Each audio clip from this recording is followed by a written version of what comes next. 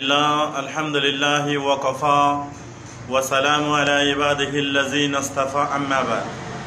সম্মানিত প্রিয় বন্ধুগণ, আল্লাহ সুবহানাহু ওয়া তাআলা রূহে জগতে আলেমে আরওয়াহ, যেটা রূহে জগৎ, প্রাণদের পৃথিবী, প্রাণদের জগৎ, যেখানে প্রাণ আছিল, আমাদের শরীরে যে প্রাণ আছে এটা একটা মানুষ, এটা একটা আল্লাহ তাআলার হুকুম, আল্লাহ তাআলার সৃষ্টি। তখন ওই রূহে জগতে আল্লাহ সুবহানাহু ওয়া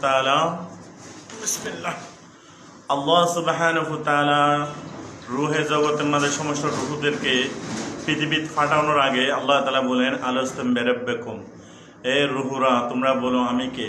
তখন আমরা একই জবানে, একই আওয়াজে, একই সুরে আমরা বলছি, ক্বালু বালা, ইয়া আল্লাহ আপনি আমাদের রব।